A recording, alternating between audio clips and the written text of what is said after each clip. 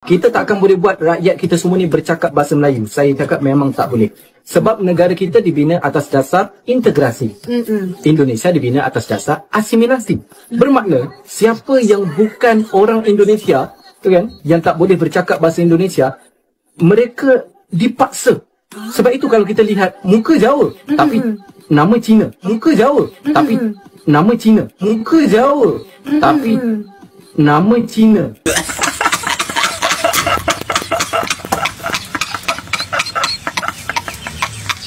Realita Cindo brojol ndek Surabaya. Kek cilik iku kene wis belajar namanya 4 bahasa. Yang pertama iku pastiye basa Indo, ben kene iku bisa berbahasa Indonesia dengan baik dan benar. Mari ngono, yang kedua iku pelajaran bahasa Inggris. Nah, yang ketiga iku basa Jawa. Aku ket SD iku koyoke wis belajar namanya krama inggil, ngoko alus, aksara Jawa, wis mbuh-mbuh. Nah, terus yang paling terakhir iki paling ciamik ya, basa Mandarin, wis iku mumet ndasku. Kayak piye yo, bener yo iso ae kene iku yo. Me piye lancare lek misale sekitare kene dan kita sendiri ndek rumah iku yo basa Jawaan ngono. Makae jo kaget lek misale ketemu Cindo-cindo Surabaya iku medok-medok tapi Mandarine amburadul.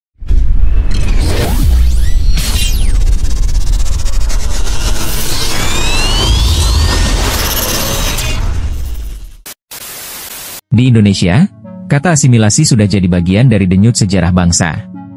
Berabad-abad yang lalu, orang-orang dari berbagai penjuru dunia datang ke bumi Nusantara.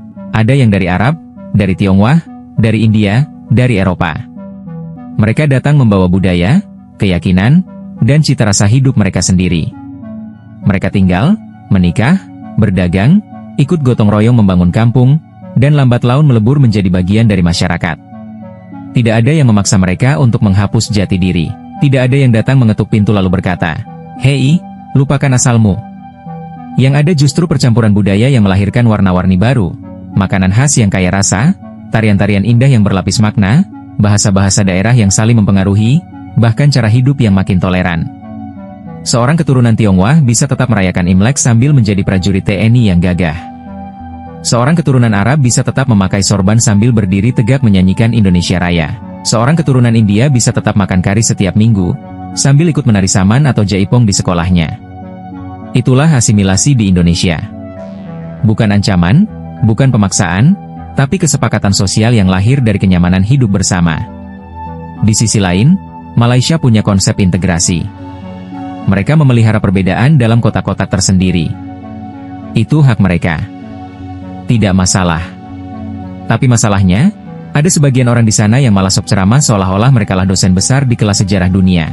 Lucunya, tiba-tiba muncul orang Malaysia tipe M, yang entah dapat teori dari mana, tiba-tiba berlagak jadi profesor lintas bangsa. Dan dia berkata, asimilasi itu kan pemaksaan. Kalian di Indonesia harus buang budaya asal kalian. Kasihan sekali. Pertanyaan yang langsung muncul, ini orang pernah hidup di Indonesia enggak? Atau cuma modal baca judul artikel lalu sok paling ngerti sejagat? Tipe M ini ngomongnya penuh percaya diri, sampai-sampai kalau kamu dengar, kamu kira dia baru pulang dari konferensi internasional. Padahal yang keluar cuma kalimat-kalimat ngawur yang jauh dari kenyataan. Kalau asimilasi itu pemaksaan, tidak mungkin budaya kita bisa seindah dan sekaya sekarang. Tidak mungkin ada perayaan Imlek yang meriah di mana-mana. Tidak mungkin ada kampung Arab yang ramai dengan pedagang rempah. Tidak mungkin ada warisan kuliner India yang melegenda di tengah kota-kota besar. Dan tidak mungkin pula orang-orang dari berbagai suku dan ras bisa sama-sama merasa, ini tanah airku. Tapi begitulah, kadang ada orang yang belum paham isi kamus malah berani berdebat dengan nada sok pintar. Seolah-olah dia paling mengerti sejarah sosial. Padahal ya, cukup tahu dirilah. Kita tak akan boleh buat rakyat kita semua ni bercakap bahasa Melayu. Saya cakap memang tak boleh. Sebab negara kita dibina atas dasar integrasi. Indonesia dibina atas dasar asimilasi. Bermakna, siapa yang bukan orang Indonesia, kan, yang tak boleh bercakap bahasa Indonesia, mereka dipaksa. Sebab itu kalau kita lihat, muka Jawa, tapi nama Cina. Muka Jawa, tapi nama Cina. Muka Jawa, tapi nama Cina. Yakin nggak dipaksa untuk berbahasa Indonesia? Yakin. Karena Kewajiban dan dipaksa itu adalah dua hal yang berbeda. Benar? Berkewajiban untuk berbahasa Indonesia sembari menikmati hak-hak menjadi warga negara Indonesia itu adalah hal yang adil. Benar? Masa mau menikmati hak menjadi warga negara Indonesia aja, tapi nggak mau menjalankan kewajibannya? Kami, putra-putri Indonesia, mengaku bertumpah darah satu, tanah air Indonesia.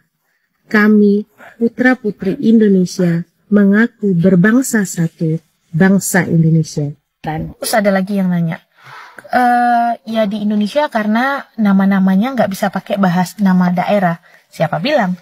Nama abang saya Narendra Kumar, nama abang saya satu lagi Krishna Wijay, nama ibu saya Pusparani, nama ayah saya Nagaya. Kita boleh pakai nama daerah kita. Cuma nama saya aja Mirna karena memang nenek saya punya teman orang Belanda, terus Mirna ini salah satu nama dari orang Belanda jadi dipakein ke saya. That's it. Nama lagi kalau misalnya nama India, banyak banget orang Indonesia yang memakai nama berdasarkan Sanskerta dan bahasa Tamil. Misalnya aja cucu Presiden Jokowi namanya itu Jan Atas Sri Narendra. Narendra itu berasal dari India.